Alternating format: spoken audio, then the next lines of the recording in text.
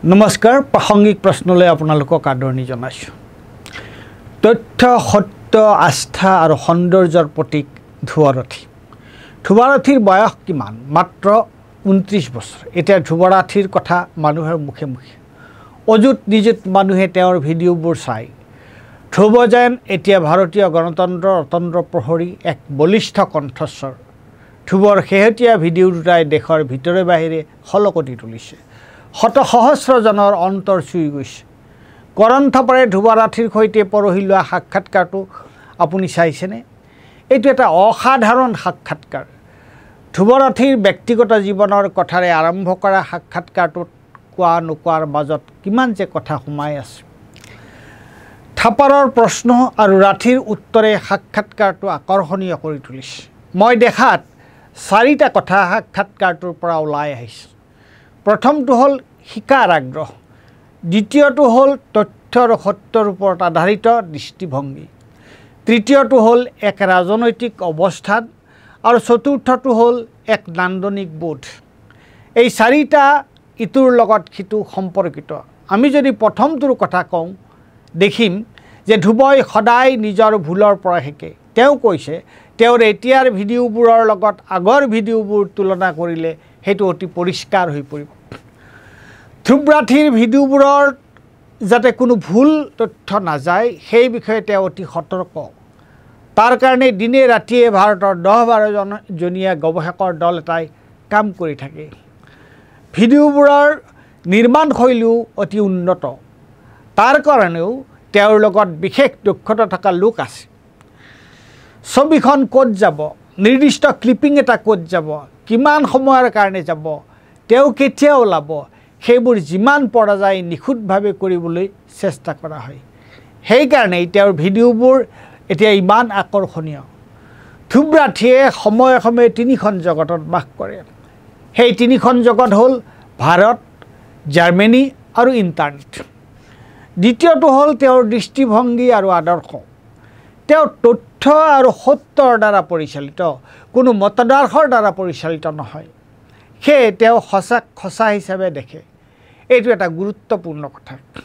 সত্য আৰু তথ্যৰ ওপৰত নিৰ্ভৰ নকৰাকৈ কেৱল এক নিৰ্দিষ্ট আদৰ্শ আৰু মতাদৰ্শৰে প্ৰভাৱিত হ'লে আমি কোনো এটা পৰিস্থিতি সম্পৰ্কে সঠিক মূল্যায়ন কৰিব নোৱাৰিবও পাৰোঁ।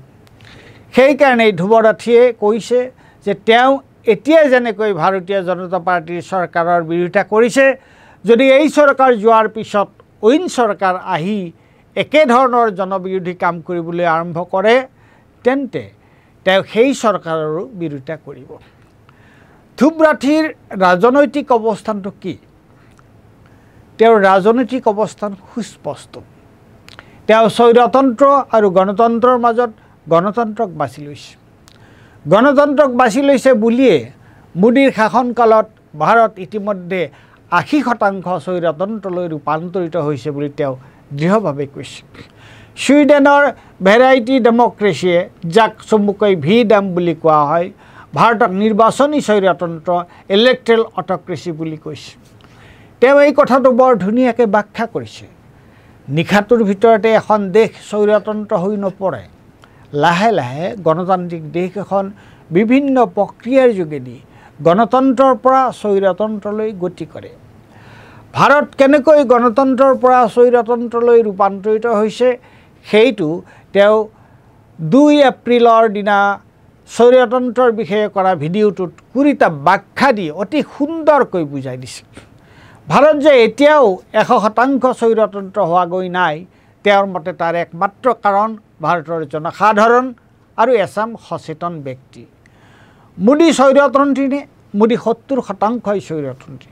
মোদীৰ বিষয়ে বাহিৰৰ কাকতবোৰে কি কৈছে চালেই সেই কথাটো গম পোৱা যায়। বাহিৰৰ কাকতৰ কথাবোৰ কি শুদ্ধ? কথাটো তেনে নহয়। সেইবোৰ কিছুমান লোকৰ মন্তব্য এটা ভুলো হ'ব পাৰে, শুদ্ধও হ'ব পাৰে। মূল কথাটো হৈছে মন্তব্যটো মুক্ত নে কোনো বাধ্যবাধকতাৰে কৰা হৈছে। যদি মন্তব্যটো মুক্ত, তেন্তে তেনে নানানটা মন্তব্য পঢ়ি আমি নিজে মোদী সম্পৰ্কে এটা মতামত তৈয়াৰ কৰি ল'ব পাৰোঁ। বাহিৰৰ কথা এইকাৰণেই কোৱা হৈছে যে ভাৰতৰ দৰে তেওঁলোকৰ ওপৰত সেই সাংবাদিক আৰু সংবাদপত্ৰবোৰৰ ওপৰত কোনেও হেঁচা প্ৰয়োগ কৰা নাই। কিন্তু মোদী এজন অতি ভয়াতুৰ ব্যক্তি। মোদী অনবৰতে অনিশ্চয়তাৰ মাজত ভীত সন্ত্ৰস্ত হৈ থাকে। সেইকাৰণেই মোদীয়ে এতিয়ালৈকে মুকলিকৈ সাংবাদিকৰ লগত কথা পাতিব পৰা নাই। আপুনি লোৱা সাক্ষাৎকাৰটোৱেই মোদীৰ শেষ মুকলি সাক্ষাৎকাৰ নাছিল জানো? তাৰমানে কৰণ থাপৰে লোৱা সাক্ষাৎকাৰটো। মোদী যদি আকৌ শাসনলৈ আহে কি হ'ব, সেই বিষয়ে ভৱিষ্যতবাণী কৰিবলৈ অসুবিধা। কিন্তু এটা কথা নিশ্চয়কৈ ক'ব পাৰি, মোদী যদি আকৌ শাসনলৈ আহে তেনেহ'লে আমাৰ দেশত গণতন্ত্ৰৰ যিখিনি অৱশেষ ৰৈছেগৈ সেইখিনিও শেষ হ'ব। আৰু তাতোকৈ ডাঙৰ কথা, আমাৰ দেশৰ সাংস্কৃতিক বৈচিত্ৰ্য আৰু পৰিৱেশতন্ত্ৰৰ ভয়ংকৰ ক্ষতি হ'ব।